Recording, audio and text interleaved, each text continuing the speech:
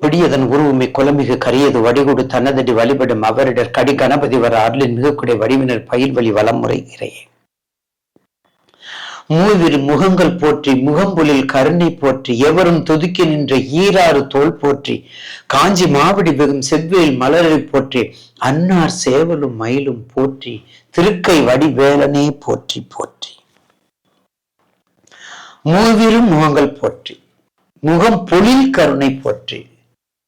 அழகுன்னா யாருங்க அழகு? ரிஷபமா அழகு? ரிஷபந்தான் அழகு. அந்த ரிஷபத்துல யார் இருக்கிறார்? அழகுக்கு அழகு செய்யக்கூடிய எம்பிரான் இருக்கிறார். முதல்ல தாய் இல்லையா? அழகே உருவாக்கப்பட்டவள் ரோகிணி தாய். அதனாலதான் ரிஷபத்துல உச்சம். மேலும் மென்மேலும் உச்சம் பெறுவதற்கு கார்த்திகை. அந்த கார்த்திகை யாருக்குரியது? சரவண பவா. அந்த சரவண பவாவுக்கு உரிய நட்சத்திரம் மிருகசீரிடம்.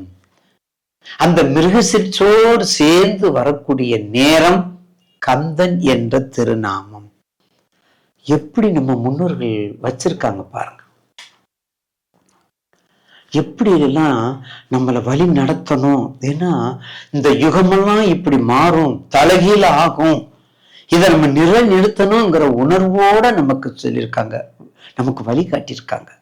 அந்த வகையிலே தமிழ் கடவுள், அழகு தமிழ், அழகே நிறைந்த சத்குருநாதன், தெய்வத்தின் தெய்வம், சண்முகத்துக்கு அரசு, அத்தனை மும்மூர்த்திகளுக்கும் முதல்வனாக இருக்கக்கூடிய ஞானத்தின் சுரூபமா இருக்கக்கூடிய சரவணபவா உதித்த சரவணபவா என்ற தீர்த்தத்தில் உதித்த அக்னியில் பிறந்த தமிழ் கடவுளாகிய முருகப்பெருமானுடைய தமிழ் மக்கள் மட்டுமல்ல, உலக மக்கள் அனைவரும் அவருடைய தேவைக்கு ஏற்றார் போல என்னென்ன வேண்டும் வேண்டும் வரங்களை தரக்கூடிய, வெகு விரைவில் தரக்கூடிய எம்பெருமான் முருகப்பெருமானுடைய பூசம், தைப்பூசத்தை பற்றி இப்போது நேயர் பெருமக்களுக்கு பதிவு செய்ய காத்துருக்கின்றேன். 11/2/2025 அதாவது தை மாதம் 29ஆம் நாள், அதுவும் செவ்வாய்க்கிழமை. 11/2/2025 தை பூச நட்சத்திரத்தோட பௌர்ணமி திதியோட வரக்கூடிய திருநாள் தான் தைப்பூசம். 27 நட்சத்திரங்கள்ல முதல் சிறப்பு பெற்றது சுவாதின்னு சொல்லுவோம். அந்த அதிபதி யார் தெரியுமா? ராகு. அவர் ஒரு சாயா கிரகம். அடுத்து மிகவும் சிறப்பு பெற்றது பூசம். அந்த அதிபதி யாரு? சனி ஈஸ்வரர். அவரும் சம்படி ஒரு சாயா கிரகம். அப்ப எல்லா நட்சத்திரத்துக்கும் உரித்தாகக்கூடிய உச்சத்தில் இருக்கக்கூடிய சனீஸ்வரனுடைய நட்சத்திரத்தில் இருக்கக்கூடியவர் தான் பூசம். அப்ப தைப்பூசத்தோட அந்த பௌர்ணமியோட வரக்கூடிய நாள் நமக்கு எப்படி இருக்கும்? வேண்டுவனவற்றை வேண்டுவதெல்லாம் தரக்கூடிய நம் தமிழ் கடவுள் ஆராதனை பண்ணும் பொழுது, அவருடைய திருவடியை வணங்கும் பொழுது கோடிக்கணக்கான மக்கள், லட்சோப மக்கள், உலகத்தில் தமிழர்கள் எங்கிருந்தெல்லாம் வந்து கும்பிடுறாங்க. அதுதான் அவருடைய விளையாடல். சரிங்க, இப்ப சுருக்கமா பூசம்னா என்ன, பூச நட்சத்திரத்துக்குனுடைய என்னென்ன சிறப்பு எல்லாம் சொல்லிட்டீங்கயா. அதுல நமக்கு என்ன நன்மை? இந்த 3 பார்ட்டா பிரிச்சு நேயர் பெருமக்களுக்கு இப்போது தொகுத்து வழங்க உள்ளேன்.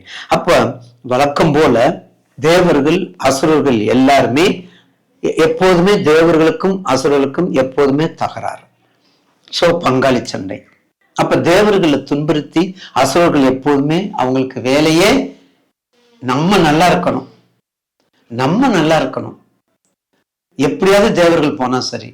அதனால தேவர்கள் எல்லாருமே கஷ்டப்பட்டு உந்துதல் பண்ணி அசுரர்களால் கஷ்டப்பட செய்து அவர்கள் வெறுப்பேற்றி போய் கடைசியில ஈஸ்வரா, எம்பெருமானே, எங்களுக்கு நிம்மதியான வாழ்க்கை எப்பவுமே கிடையாதா என்று புலம்பிக் கொண்டு கதறிக்கொண்டு கண்ணீர் விட்டு சிவபெருமானிடம் போய் முறையீடு செய்ய, அங்கே அக்னி வடிவமாக இருக்கக்கூடிய பரமேஸ்வரன் தனது தவ வலிமையால் நெற்றிக்கிலிருந்து 6 பொறிகளை உருவம் 6 பொறிகளாக உருவம் எடுத்து குழந்தைகளை ஆக்கி ஆயக்கலைகள் அனைத்துக்கும் தலைவனாக்கி தகப்பன் சுவாமி என்ற பெயர் பெற்று கார்த்திகை நட்சத்திரத்தில் 6 கார்த்திகை பெண்களால் வளர்க்கப்பெற்று கார்த்திகை நட்சத்திரத்தென்று கார்த்திகை பெண்களால் வளர்க்கப்பட்டு தனது வடிவத்தை ஞான வேலாக கொடுத்து சிவசக்தியாக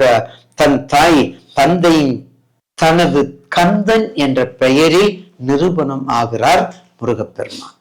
கந்தன் என்ற பெயரில், அதுதான் முக்கியம். இந்த சமயத்துலதான் சூரபத்மன் சரி, தாராசுரன் சரி, பத்மாசுரன் சரி, இவங்க எல்லாருமே வழக்கம் போல சண்டைக்கு வர்றாங்க, போர் புரியுறாங்க.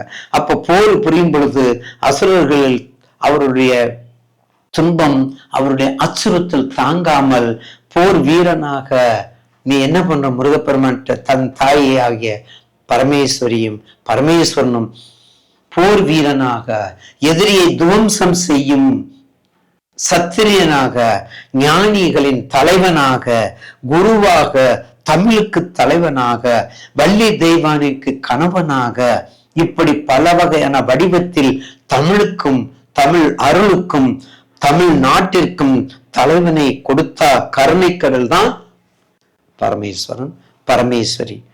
அப்ப உமா மகேஸ்வரி ஞானவேல் கொடுக்குறாங்க பார்த்தீங்களா, அந்த சூரபத்மனை போய் வதம் செய்வதற்கு. அது பூசம், தைப்பூசம். வேலை கொண்டு தாராசுரனை வதம் செய்தது தைப்பூசம். இப்ப தைப்பூசம்ங்கிறது தெரியுது வரலாறு. இப்ப அதனுடைய பெருமை தைப்பூசம். உலகம் சிவசக்தி சிருஷ்டி ஐக்கியம் பெறுவது, அர்த்தநாரீஸ்வராக இருப்பது தைப்பூசம். இக்காரணத்தால் அருள்மிகு தெய்வானை சமேத சுப்பிரமணியர் திருக்குளத்தை காண வந்த திருப்பரங்குன்றத்தில் மூலவராக இருப்பதும் அன்னையின் சக்திவேலுக்கு சிறப்பு வழிபாடும் செய்வதும் தைப்பூசம். அது மட்டுமல்ல, நடராஜன் எம்பெருமானுடைய திருநடனத்தை தைப்பூசத்திற்கு நடைபெற்றதாக கூறுவர். பிரகஸ்பதி என்ற தட்சிணாமூர்த்தி குருவின் நட்சத்திரம் பூசம். வள்ளலார் விழா நடப்பதும் தைப்பூசம்.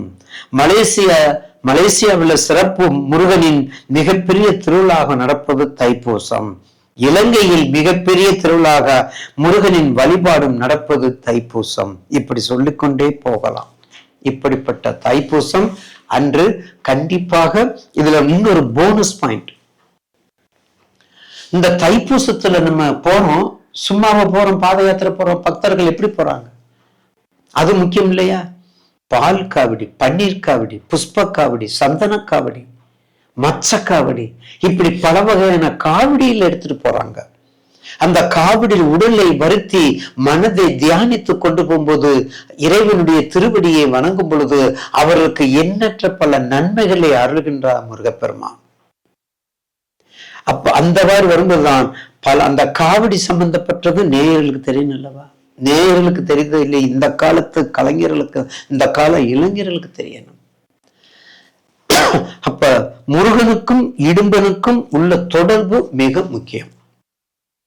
முருகப்பெருமானுக்கும் இடும்பனுக்கும் உள்ள தொடர்பு முக்கியம். பழனி தலப்புராணத்தில் அசுரர்களுக்கும் அரக்கர்களுக்கும் வில்வித்தை எல்லா கலைகளையும் கற்றுக் கொடுக்கக்கூடிய வித்தை எல்லாமே இடும்பன் கற்றுக் கொடுக்கிறார். எல்லாத்துக்கும் பொதுவாக கற்றுக் கொடுத்திருக்கார், இடும்பன் கற்றுக் கொடுக்கிறார். அப்ப முருகன் என்ன பண்றாரு, அசுரர்களை அழிக்கிறார். அப்ப முருகன் அசுரர்களுடைய அந்த சூரபத்மன் அந்த வதம் எல்லாம் பண்ணிடுறாங்க. இடும்பன் பண்ணி முடிச்ச உடனே இடும்பன் என்ன பண்றாங்க, இடும்பையும் வனவாசம் வர்றாங்க. அப்ப வனவாசம் வரும் பொழுது இடையில பொதிகை மலைக்கு செல்றாங்க. பொதிமலைக்கு செல்லும் போது நிம்மதியாக இருப்போம், நம்ம எல்லாம் முடிஞ்சிருச்சு அப்படின்னு போறாங்க. அம்மனாமியும் போறாங்க. அங்கே அருள் பெற்ற சிவபெருமான் அருள் பெற்ற முருகனுடைய அருள் பெற்ற அகத்தீஸ்வரர் அங்கே காட்சி கொள்கின்றார். என்ன இடும்பா, நல்லா இருக்கீங்களா? எப்படி இருக்குங்க? உங்க துணைவியர் எப்படி இருக்காங்க? எல்லாரும் நலமா சேமமா என்று அகத்தியர் வினவ, அப்போது இடும்பன், சுவாமி நாங்க எல்லாம் நல்லா இருக்கிறோம் சுவாமி, எந்த குறையும் இல்லை அப்படின்னு சொல்றாரு. இருந்தாலும் எங்களுக்கு இன்னொரு குறை இருக்குது, முருகப்பெருமானை நாங்க இன்னும் கொஞ்சம் பார்க்கணும், அவருடைய திருவடியை வணங்கணும். அப்படின்னா நீ என்ன செய்யற? வடக்கே கைலாயத்துள்ள கந்தமலை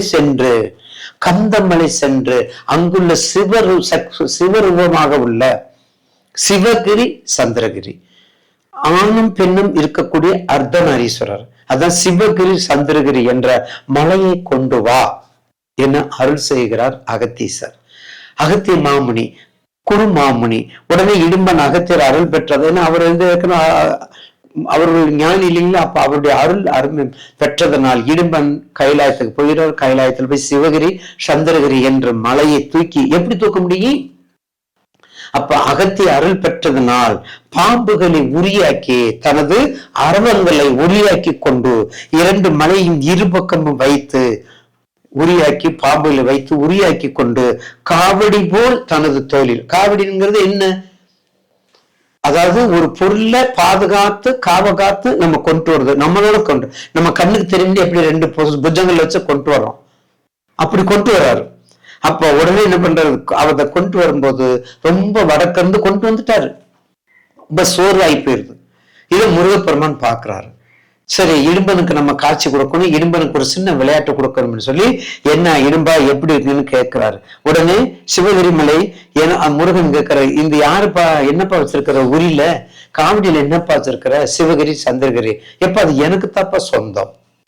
முருகன் கேட்க, ஏப்பா அது எனக்கு சொந்தம், நான் தான் கஷ்டப்பட்டு கொண்டு வந்திருக்கிறேன். கைலாயமிலிருந்து அகத்தீஸ்வரர் சொல்லியிருக்காரு, அகத்திய குறுமுனிவர் சொல்லி நான் தான் கொண்டு வந்திருக்கிறேன். இல்லப்பா எனக்கு சொந்தம் என்று 2 பேருக்கும் தர்க்கம். 2 பேருக்கும் சொந்தம். அப்ப 2 பேரும் போர் புரிய. அப்ப போர் புரிந்து இடும்பன் முருகப்பெருமன்லயே அப்ப கீழே விழுந்துடுறாரு. அப்ப அகத்தியர் அங்கே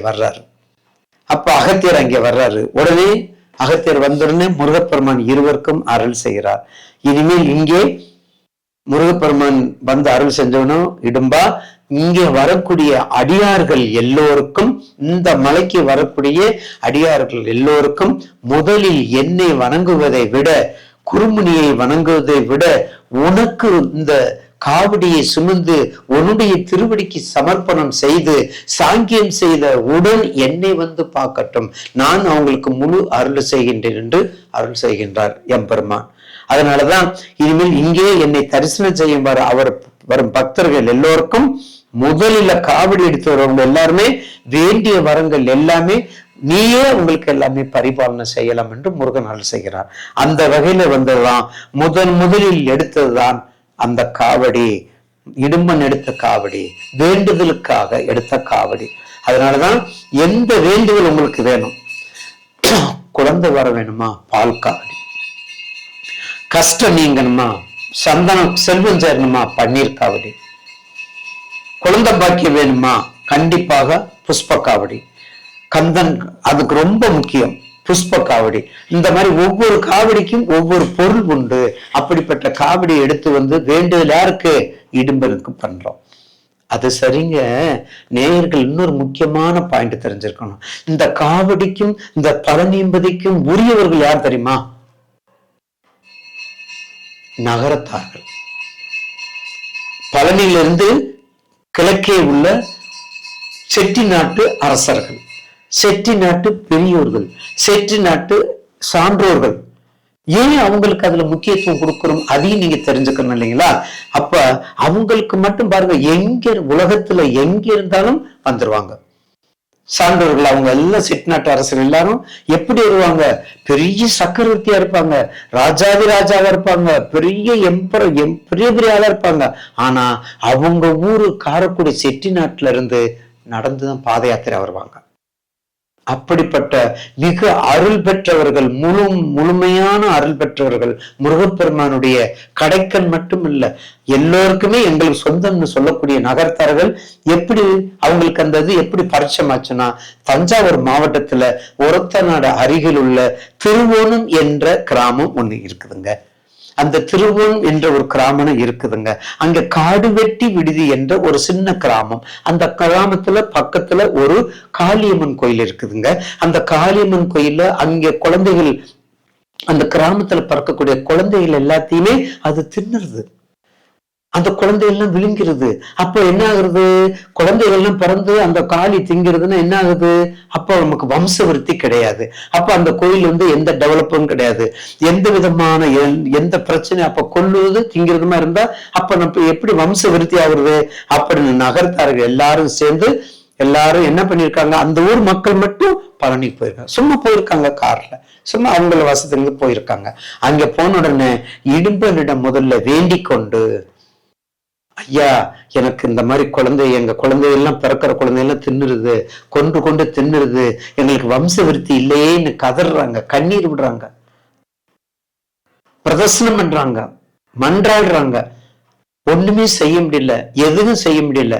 உடனே என்ன பண்றாரு இடும்பன் சன்னதியில இருந்து, உடனே அவங்க அங்கே உள்ள மூர்த்தி தலம் தீர்த்தம் விருட்சம், அந்த கோயில் மண்ணு, அந்த கோயில் தீர்த்தம், அந்த கோயில் விபூதி எல்லாம் எடுத்துக்கொண்டு, வேற ஒண்ணும் செய்ய முடியாது அவங்கனால, எல்லாம் எடுத்துக்கொண்டு அந்த காளியம்மன், அந்த பத்திர காளி இருக்கு பாத்தீங்களா, அந்த இடத்துல வச்சிடறாங்க. அந்த பத்திர காளிட்டு வச்சிடறாங்க. அப்ப பத்திரகாலத்தை வரும்போது கண்டிப்பாக அந்த ஊர்ல அந்த ஒரு ஈசானத்துல வச்சிடறாங்க. வச்சுட்டு அந்த வச்சுட்டு அவங்க பாட்டுக்கு அவங்க வேலை பிறக்க குழந்தை பிறக்குது. திங்க வரும்போது இடும்பன் அங்கே ஆசிரியாக தோன்றி துவம்சம் பண்ணி விடுகின்றார். அவருடைய சக்தியை இழக்க சொல்லி விடுகின்றார். யார் மூலம்? தமிழ் கடவுள் முருகனுடைய மூலம். அதனாலதான் தமிழ் கடவுள் முருகனை அவங்க இனிமேல் முதலாக நம்ம வம்சவிருத்திக்கு கொடுத்த இடும்பனையும், நமக்கு இடும்பனுக்கு அருள் கொடுத்த முருகப்பெருமானையும் முதலாக குலதெய்வமாகவும் சரி, இஷ்ட தெய்வமாகவும் சரி, இணக்கமான தெய்வமாகவும் சரி, தமிழ் கடவுள் அதுல பழனியில் உள்ள இதை பாணி, அதான் முக்கியம். உலகத்துல நம்ம சந்ததி எங்கே இருந்தாலும் நமக்கு வம்ச விருத்தி கொடுத்த அந்த இடும்பனையும் அந்த முருகப்பெருமானையும் வழிபடுவது முதலாவது காரணம் என்று கூறி, ஒவ்வொரு தைப்பூசம் அன்றும் உலகத்துல எங்கே இருந்தாலும் செட்டி நாட்டு அரசர்கள் ஒன்று கூடி தமிழ் வீடு தூது, குரு கவசம், சண்முக கவசம், சஷ்டியத்தை பூர்த்தி, அதே மாதிரி பாம்பன் சுவாமியுடைய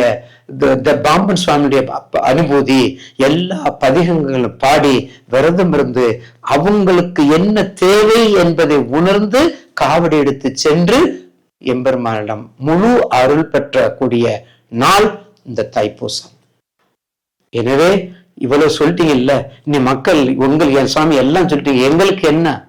முதல்ல தைப்பூசம், முதல்ல அந்த தைப்பூசம் பழனிக்கு என்ன பேரு நேயர்கள் தெரிஞ்சுக்கிற வேண்டியது, திரு ஆவினன்குடி, திரு மகாலட்சுமி வாசம் செய்யும் இடம்.